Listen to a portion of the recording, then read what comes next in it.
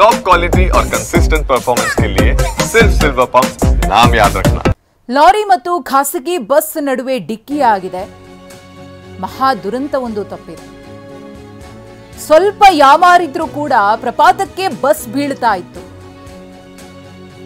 ಲಾರಿಗೆ bus ಡಿಕ್ಕಿಯಾಗಿ bus ಪಲ್ಟಿ ಹೊಡೆದಿದೆ. ಯಲ್ಲಾಪುರ ಬಳಿ ಅರಬೈಲ್ ಘಟ್ಟದಲ್ಲಿ ಆಗಿರುವಂತಹ ಘಟನೆ ಇದು.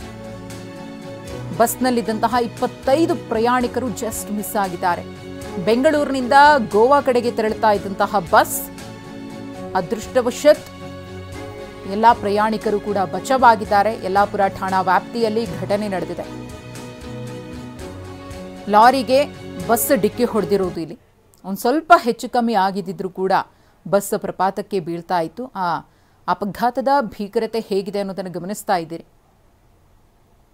ಅತಿ ವೇಗದೋ ನಿರ್ಲಕ್ಷ್ಯವೋ ಇನ್ನಷ್ಟೇ ಮಾಹಿತಿ ಗೊತ್ತಾಗಬೇಕಿದೆ. ಈ ಘಟನೆಗೆ ಸಂಬಂಧಪಟ್ಟಂತೆ ಏನು ಕಾರಣ ಅಂತ ಹೇಳಿ. 25 ಮಂದಿ ಪ್ರಯಾಣಿಕರು ಅಪಾಯದಿಂದ ಪಾರಾಗಿದ್ದಾರೆ. ಯಾವುದೇ ರೀತಿಯ ಪ್ರಾಣಹಾನಿಯ ವರದಿ ಆಗಿಲ್ಲ.